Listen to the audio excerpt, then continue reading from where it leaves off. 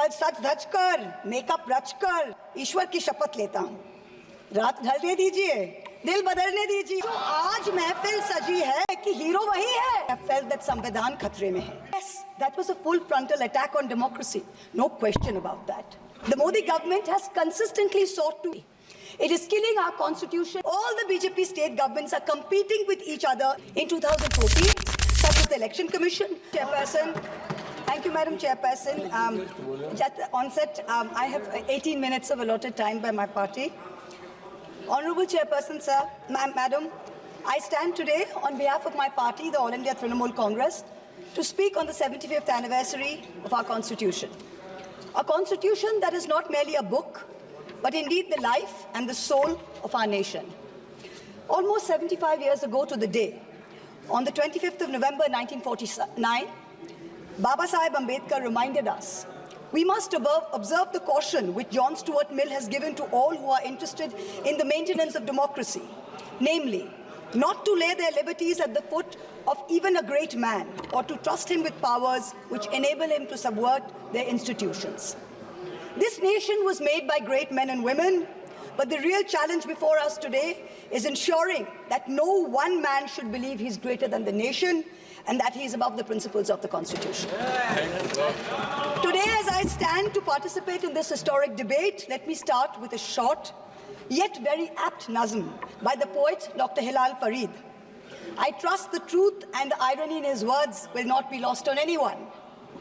Mubarak ghadi hai, कल सच धज कर मेकअप रच कर खूब जच कर देखो उसका मंच पर आना, किताब संविधान की आंखों से लगाना और फरमाना, मैं शीश को झुकाकर इस किताब को मन में बसाकर ईश्वर की शपथ लेता हूँ, रात ढलने दीजिए, दिल बदलने दीजिए, कल तलक ये बेवफा सितमगरों का बादशाह सब भूल जाएगा, नफरतें उगाएगा, दूरियां बढ़ाएगा, रोज संविधान की धज्जियां उड़ाएगा।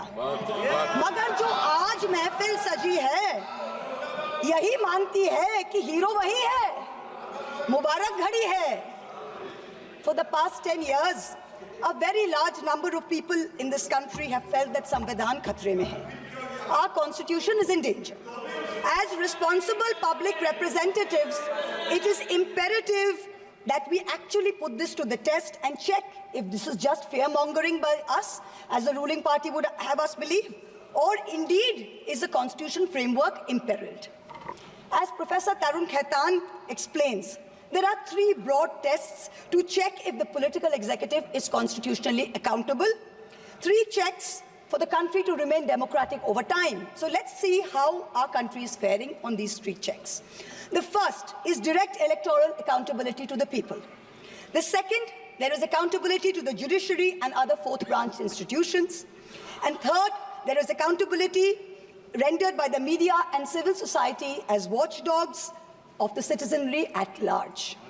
The ruling party has the right to influence policies over a large range of matters. You cannot take away that prerogative, but it cannot usurp power in a way that kills constitutional rights for the rest of us. This government, this ruling party, when confronted with this charge, uses only one defense. What about Mrs. Gandhi's emergency? Yes, that was a full frontal attack on democracy. No question about that. But we saw it for what it was. This government's modus operandi has been indirect and creeping, an incremental systemic assault for the past 10 years. The Modi government has consistently sought to erase the distinction between the party and the state by undermining and capturing all the mechanisms that seek executive accountability. It is killing our constitution by 1,000 cuts. I'm going to point out a few of the particularly bloody cuts. In the first test, democracies seek electoral accountability from the political executive. Measures such as electoral manipulation, voter disenfranchisement, biased campaign finance over time give the ruling party an unfair advantage. Voter disenfranchisement has reached epic proportions in India. In the past general elections, as well as in the recent by-polls in many BJP-ruled states, there were widespread, documented, caught on television cameras, caught on mobile phones, instances of voter suppression, from names missing to electoral rolls, by police used to threaten, beat and intimidate voters. We saw it in Rampur, we saw it in Sambal. Entire localities were being forced to stay home. aspect is the largely targeted exclusion of a hated minority by a prejudiced majoritarian state, creating a whole section of second-class citizens whose rights are less equal than others. This government brought in a discriminatory Citizenship Amendment Act that is openly violative of the fundamental right to equality before law. All the BJP state governments are competing with each other in bulldozer justice, demolishing homes, usually of minorities, without due process of law. I had to go to the Supreme Court to get a stay on the unconstitutional order of the UP government, demanding that minorities, that Muslims, put identifying markers on their eateries in shops during the Kawad Yatra. This is blatantly a violative of Article 15. Let us move on to campaign finance now. In 2014, both the BJP and the Congress were held liable for illegally accepting foreign contributions. In response, this government retrospectively amended the Foreign Contribution Regulatory Act, FCRA 2010, to narrow the definition of a foreign company and thereby remove the illegality with retrospective effect. This was done surreptitiously. The Act of 2010 was not amended by a separate bill. It was done via clauses slipped into the Finance Act 2016 and the Finance Act 2018.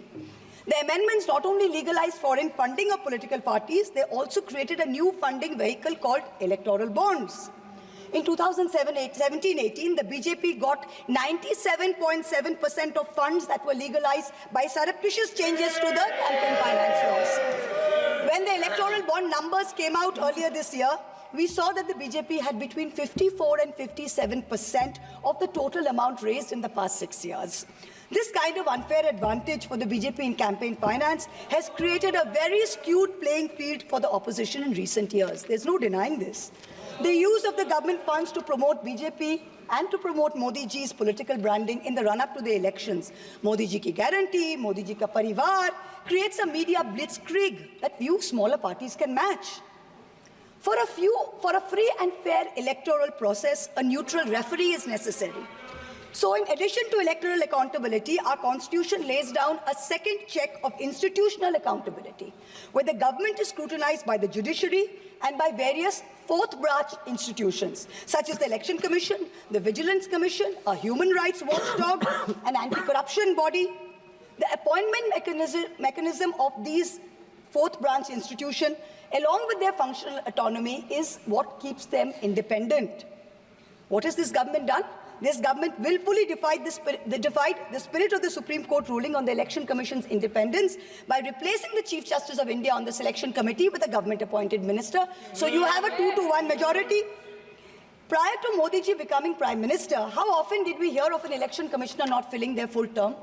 So ever since this government has come in, 2 election commissioners have inexplicably quit before their terms have ended. The 2024 elections saw egregious violations of the Model Code of Conduct by the BJP, and specifically by the Prime Minister, which an eager and compliant commission blatantly ignored. But even the smallest violation by an opposition party saw the ECI taking prompt, stringent action.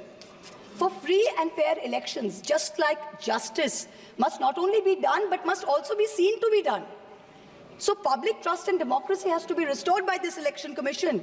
We've jokingly started calling it the Modi ji Code of Conduct. Other institutional bodies have been similarly compromised.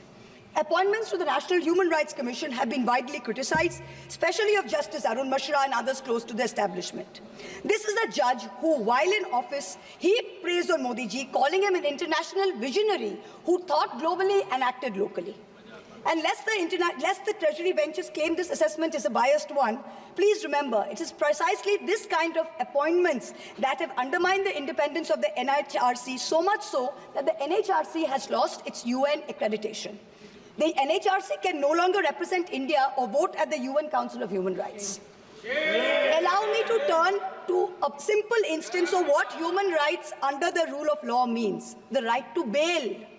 The erstwhile outgoing Chief Justice of India waxed eloquent recently about how the right to bail has been granted during his tenure for all. A range of under-trials, from A to Arnab to Z for Zubair. His alphabet, unfortunately, seems abbreviated because it did not include G for Gulfisha Fatima, didn't include H for Hani Babu, didn't include K for Khalid Safi, didn't include S for Sharjul Imam, and U for Umar Khalid, and countless others. The former Chief Justice made it a point to say that the Supreme Court is not meant to act like the political opposition. We in the political opposition don't need the Supreme Court to do our job. We are not asking it to. But what troubles us is that some members of the higher judiciary appear to be doing their best to compromise the independence and integrity of our constitutional courts. I do not think that the framers of our constitution ever imagined a scenario where judges would rely on private conversations with God to write judgments, rather than on objective logic, on reasoning, and on the law and the Constitution. The Honourable Defence Minister in a speech this morning mentioned the courage of the late Justice H.R. Khanna to dissent in 1976. May I remind everyone that Justice Khanna lived for 32 years after 1976 under a largely Congress regime, long enough to write his autobiography, which the minister quoted from. Unlike poor Justice Lohia, who's resting in peace long before his time. Delays in filling vacancies in the Central Information Commission is denying citizens their right to information. Currently, the CIC has only 3 commissioners, including the chief, instead of the mandated 10, and has 22,000 pending appeals filed by people against the denial of information by this government. The third dimension of executive accountability is discursive accountability. Citizens in a democracy expect their government to be able to justify their actions by way of public discourse with civil society. This government on a daily basis is pursuing unconstitutional methods of restricting freedom of the press and freedom of speech. Its ill-conceived amendments to the IT rules to create fact-checking units was recently struck down by the Bombay High Court as being violative of Articles 14 and 19 of the Constitution. The latest UP police cases against fact-checker Mohammad Zubair, when the UP police is invoking de facto sedition against a fact-checker who is documenting hate speech. This is preposterous.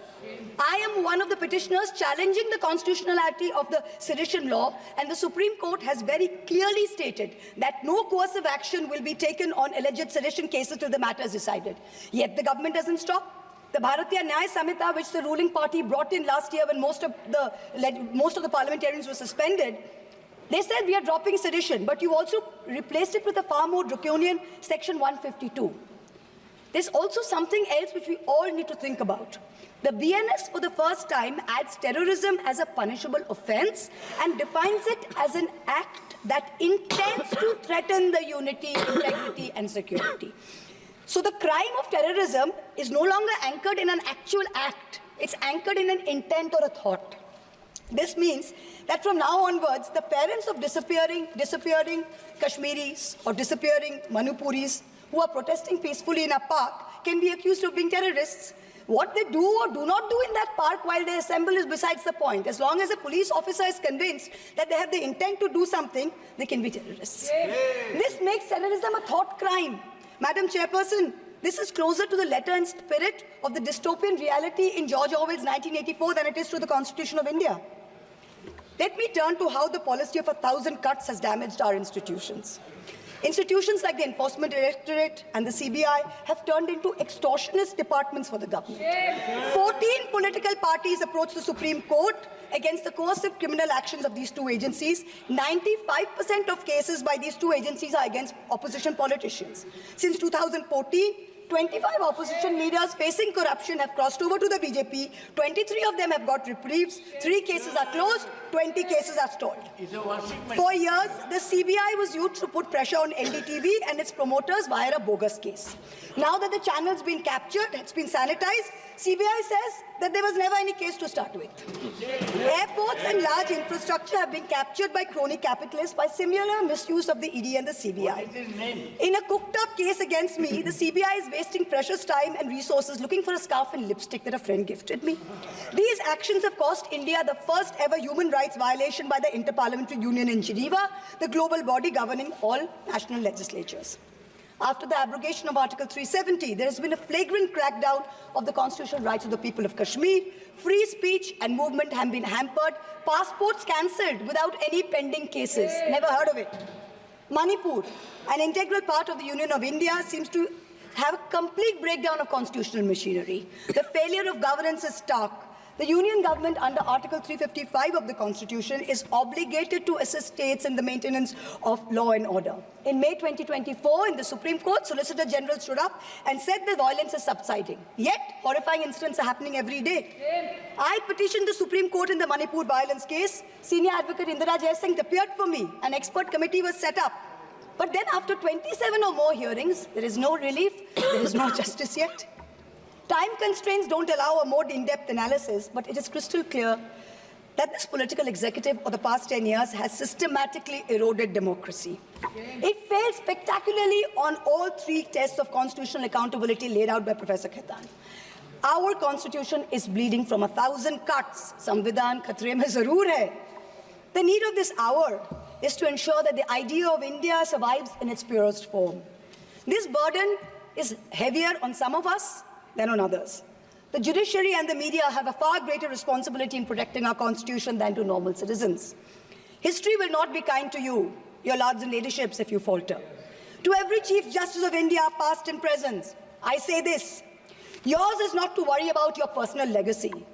Yours is not to take directions from God. Yours is not to have a private family function turned into a televised circus with a political executive. The Constitution is your only God. The Constitution should be the only Atithi who should be in your home as your Deva. Attention-seeking divas do not leave legacies. Upholders and protectors of our basic sovereign rights will only be remembered.